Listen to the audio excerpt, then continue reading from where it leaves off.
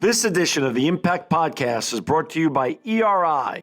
ERI has a mission to protect people, the planet, and your privacy, and is the largest fully integrated IT and electronics asset disposition provider and cybersecurity-focused hardware destruction company in the United States, and maybe even the world.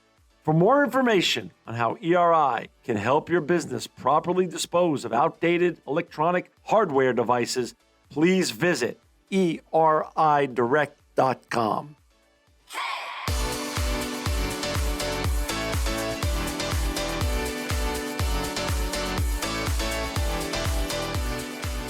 Welcome to another edition of the Impact Podcast. I'm so honored today because we have a hometown hero with us, a real hometown hero. She's Linnea Lutanzio. She's the founder and executive director of the Cat House on the Kings. Welcome to the Impact Podcast, Linnea. Thank you for having me. You know, Linnea, you are a local legend, an international superstar, and I never even had the wonderful chance of meeting you until just today. I just heard about you recently, and you are literally an international treasure and a local hero. So I'm so glad I was able to get you today and to do this interview. Can you share a little bit of your journey, how you even got here? Before we get talking about the Cat House on the Kings, how did you even get to this position? I know it started somewhere back in 81. Can you talk a little bit about what happened? 81, my divorce was final, and it was a terrible marriage. After that, I didn't want to date. I didn't want to have any relationships with men after that. It was that bad. And then I wanted to live on the river. So without looking at the piece of property itself up close, it was a pouring down rain, and we turned the corner on the street, and I just saw this big, beautiful river, and I said, I'll take it. And I had not been in the house. So here it is. It's 6 acres. It's a 4,200 square foot, 5-bedroom home. And I'm single with no kids. Wow. What was I thinking? Wow. And what was your profession? Were you a stay-home wife before this, or did you already have a profession? I had several. My husband and I built apartment units. We were developers, mostly apartments, over 1,000 units. The ones by Fresno State, most of those by Fresno State. Got it. And understood. Then I owned a karate school for a while, and wow, I did stuff. Right. You were busy. So now you have this house, beautiful home on 6 acres, 5 bedrooms, no children, no husband. What was the going through your head? What was the tipping point that made you get into this amazing and important line of work? Well, I realized that I don't know why I bought it. There was just no rhyme or reason to owning all of this property in this big house. And then in 92, my dad asked me to find him 2 Manx kittens, and it was March. And I thought kittens, they're everywhere all the time, no biggie. So I went looking around, and there were no kittens. And I thought, well, that's odd. They must all be getting homes. How bizarre. And then I went to a local Sanger, which is right just north of us, to their kill shelter. And they were starting to get in these little tiny 3-week-old that needed bottle feeding. And, they says, we don't have, and this is all we have right now. Can you, take these home and bottle feed them? So I took home, I think 5, and then they called me a couple of days later. I ended up with 15, and they got sick. And then I'd take this pitiful box of sick kittens from vet to vet to vet, going, help. And by the end of the year, I had done 96 cats and kittens. So I thought, this is easy. I could do this. Next year, I had 35 left over, and that was the end of my life. Wow. So wait a second. So now you started this, and so when did you decide that this was going to become much bigger than you ever could have imagined? I mean, I never thought that. I never, ever thought that it would take. I've been doing this 30 years and have rescued 40,000 cats. Oh my gosh. So I mean, who would have thought? Off the air, you were sharing with me some fascinating stats. I just, you're a very humble person. I know you're sort of a very private person. You don't look for the spotlight, but the spotlight's found you because your work is tremendously important and impactful, Linnea. To talk a little bit about what you told me off the air. Who's done television stations from around the world? Share some of the international stories that have been done on you in recent times. Well, we've been on Australian TV 3 times. In fact, their Dr. Chris came to the Cat House and filmed once, and he's Bondi Vets. That's their show. Okay. And then we were on Korean TV twice. We were on Japanese TV 3 times. We've been on Great Britain TV, French TV. We just did a Yugoslavian country. I don't remember the name of it. I didn't understand the word, the word. And then we've been on Canadians, and then we've been on Nat Geo Wild. We've been on Animal Planet. We've been on a lot of other programs. National Geographic, I saw you on. They did a big story on you. We've also got about 20 videos on YouTube of all the different people that have come out and done stories on us. Unbelievable. And for our listeners and viewers to find Linnea's amazing place, it's www.cathouseonthekings.com. Cathouseonthekings.com. No fancy spelling, cathouseonthekings.com. Linnea, I got your website up here in front of me. And as you said, since the time you started this amazing shelter, you've saved over 40,000 cats, over 40,000? Yes, and over 3,000 dogs. And over 3,000 dogs. So we don't want to leave the dogs out either. Probably a couple hundred peacocks and assorted rodents and skunks and raccoons too. Peacocks? Oh, we have hundreds of peacocks. Really? Yeah. Are they indigenous to this area? I didn't know anything. They were from upriver, and when the people moved, you don't take your peacocks with you. You just leave them, and then when they were born, they would, lay their eggs on our property, and then the eggs would hatch, and the babies were cat toys. So we would grab all the babies and lock them up till they were bigger than a cat. So I think that's why we have so many. We were a little overly conscientious about saving them. So in the 90s, well, you became a veterinary technician along the way during this journey? I had to learn what I was doing, and I went to work and I was a surgical tech. And janitorial work, you clean the cages and stuff, but I assisted in surgery, and every paycheck I owed him money. So he loved it. It was a win-win because I would do all my spays and neuters and all my medical and all my medications. I'd have to buy it through him. And so he loved it. He got free labor. Oh my gosh. And so, and if I was to ask you just straight away, obviously we know the great work you're doing. You're saving these beautiful animals, both cats, dogs, peacocks, and like you said, raccoons, skunks, and some other assorted animals. But in terms of the core mission, explain to our audience why you're such a unique shelter and what your true mission is at the Cat House on the Kings. What makes us unique in the world is that we are a 12-acre, no cage, no kill sanctuary. Wow. We take in the unadoptable animals. We take in the ones with behavioral problems. We take in the seniors. We take in three-legged, blind. Those are the ones that we take, and then we trade with other no-kills that we approve.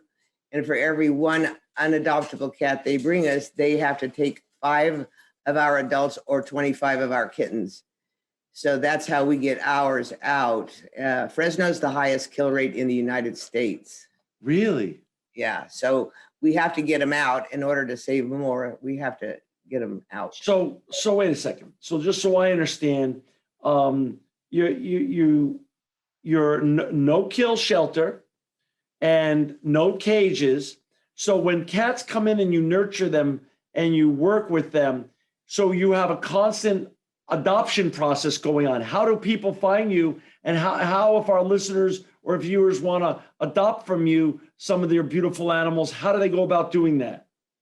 We have we're on. Do you hear that at the door? That's a Rottweiler and a pug that went out. Can you hold for a second? Oh, of course, of course. They knock. They're very Oh, polite. well, they're polite at least. Yes, okay. Oh, don't come back. Yeah, we are on Pet Finder, and we have all of our adoptables listed on the website. But the kittens are all quarantined. There's 2 buildings with kittens. Oh my God. We have 2 ICUs. We have a senior facility that's just beautiful. It's got 5 buildings in it, and the buildings have couches and lounge chairs, and they have individual heaters.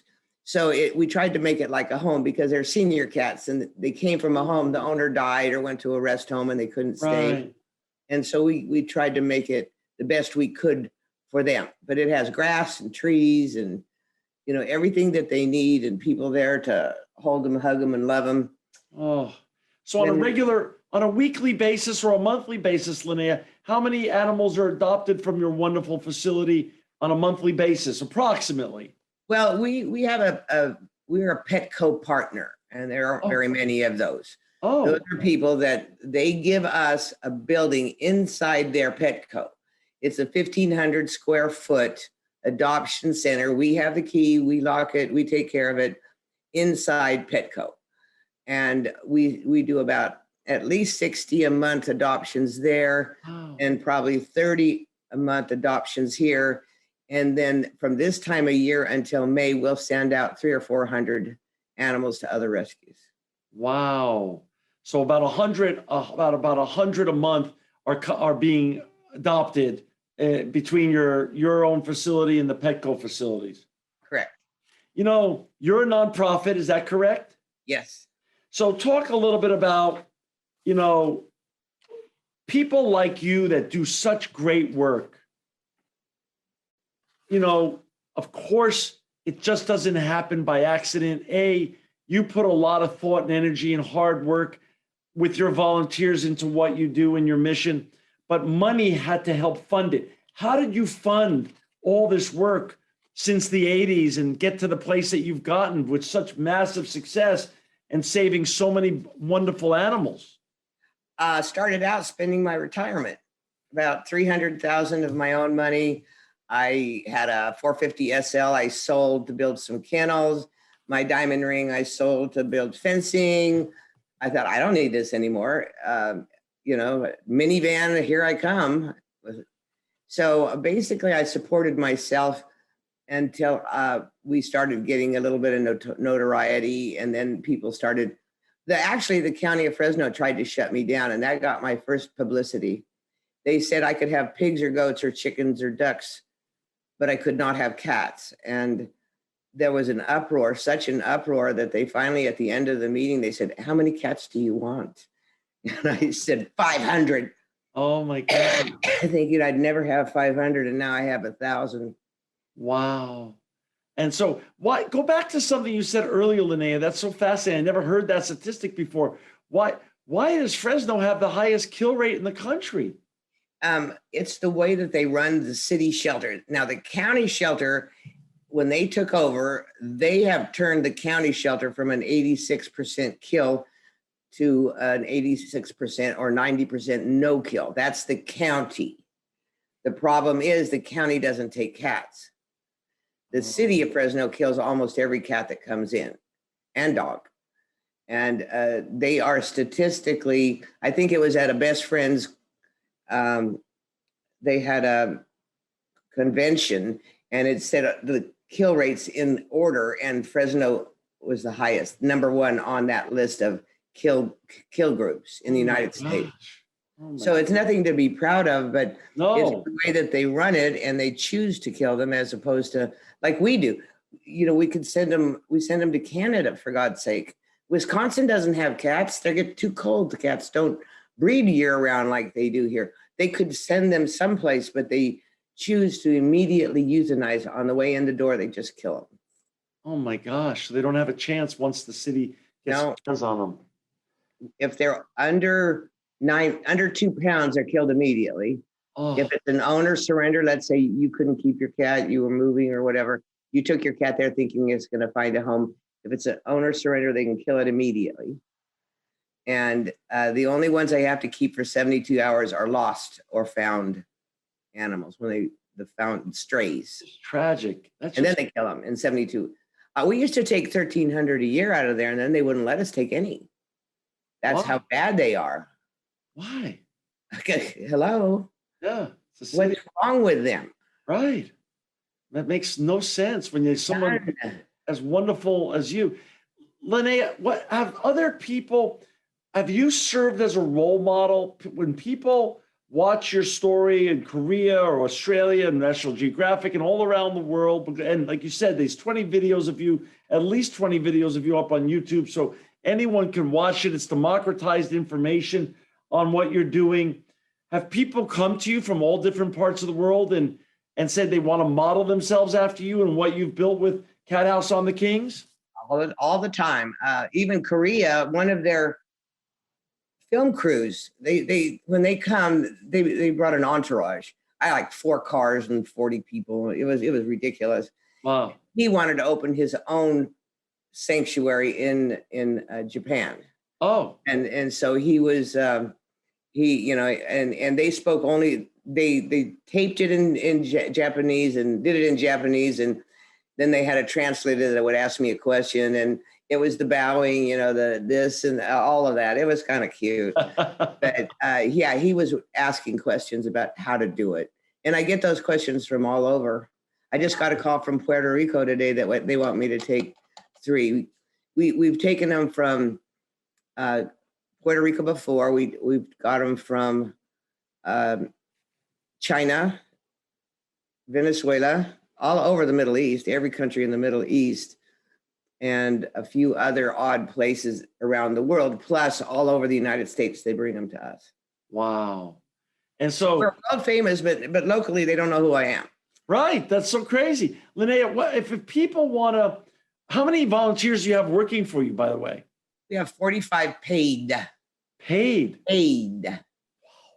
You cannot have 700 cats, 300 kittens, 12 acres, and rely on volunteers. Right. That doesn't happen. So you have a full staff underneath you. You have a full staff. It's hard enough getting paid employees to come to work these days, but right. So yeah, we've got, everybody's paid. The volunteers come out and do open house or foster. We are always in need of people to foster little tiny kittens. That's so Linnea, what if people want to donate to your great organization, Cat House on the Kings? How does that work? How do you work with philanthropists and other people who love your mission and love what you're doing, and how can they contribute if they feel motivated? Well, you can go to our website and there's everything that you need there.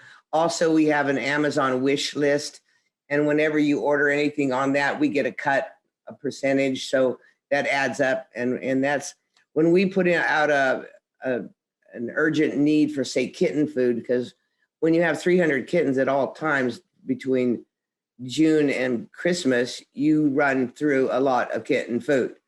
And we just say we're out of kitten food, and then the trucks start coming in bringing us kitten food. Oh. And we'll get, like, one Amazon thing had 23 boxes for us. So it's very, very helpful when we don't have to go out and start buying kitten food.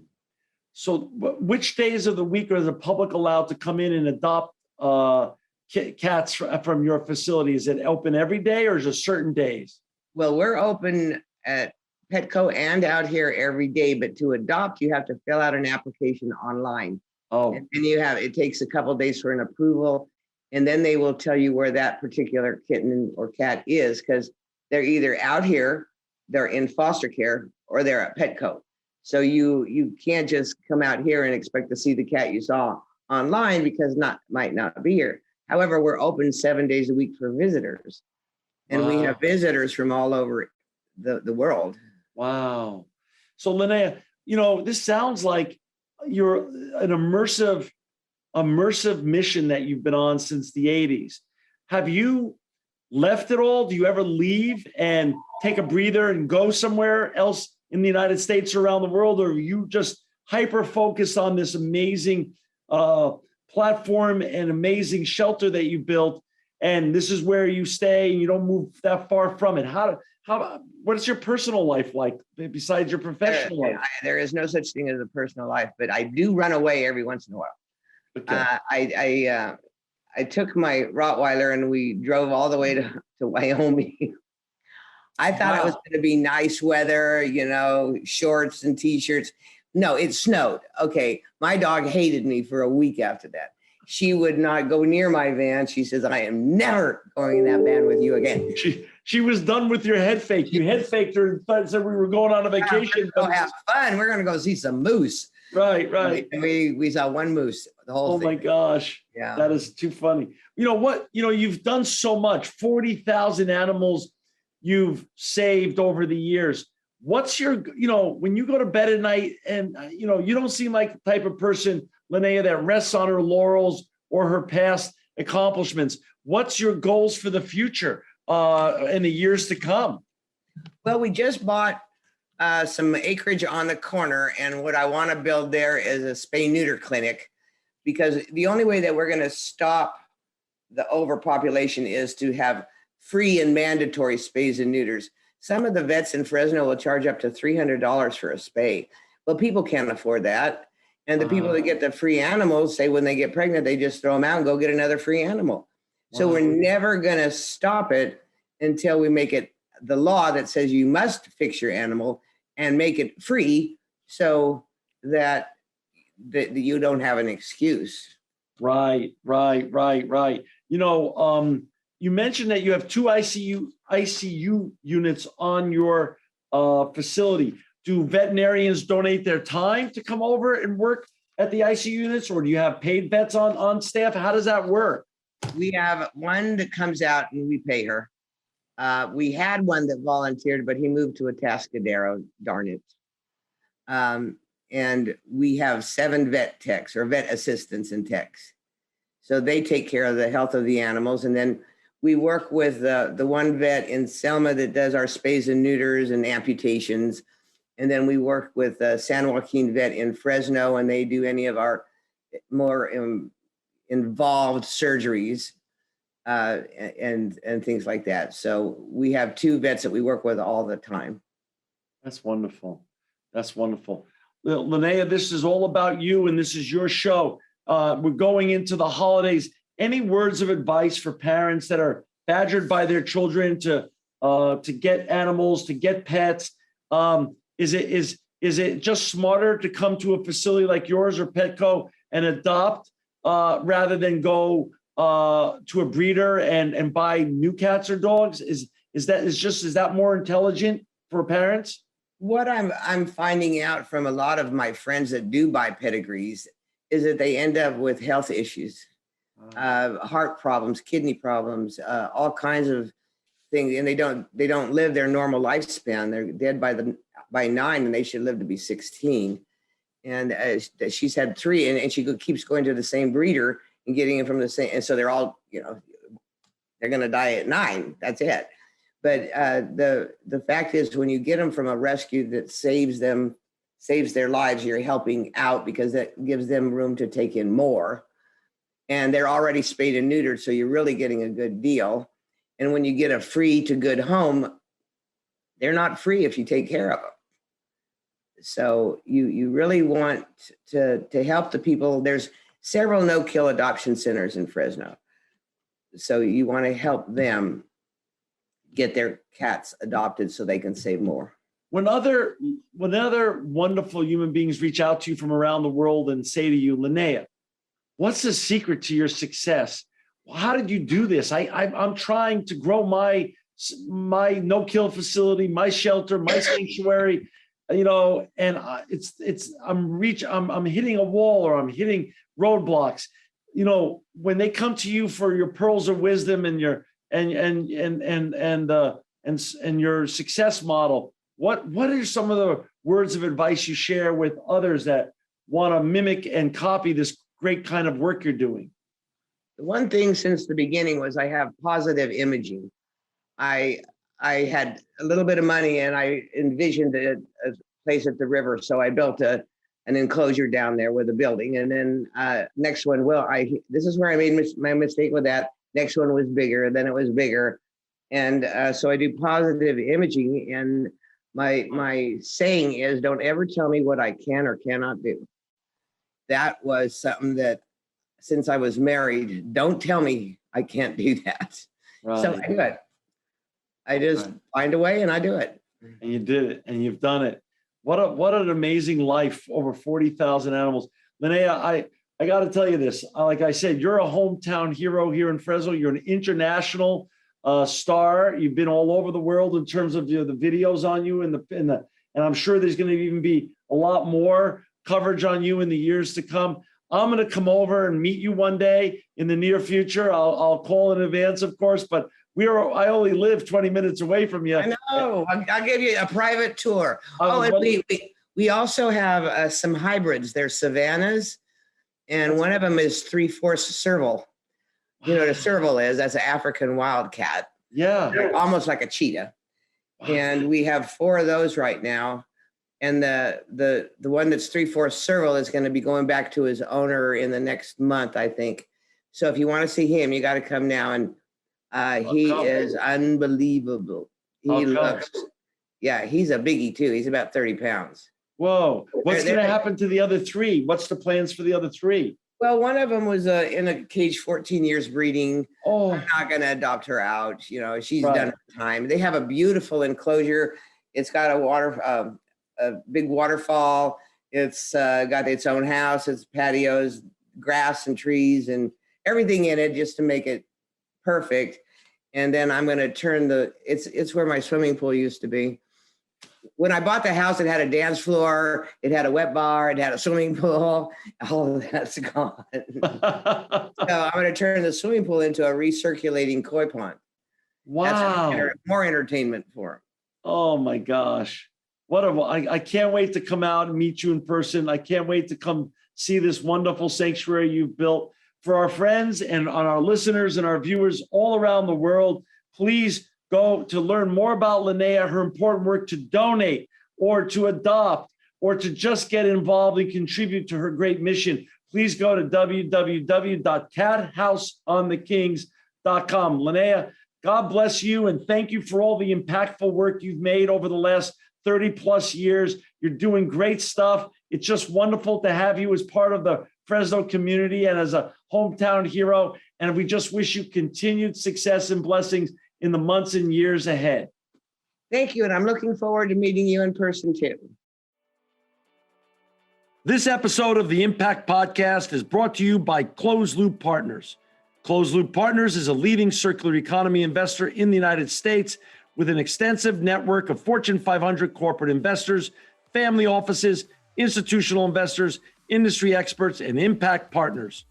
Closed Loop's platform spans the arc of capital from venture capital to private equity, bridging gaps and fostering synergies to scale the circular economy.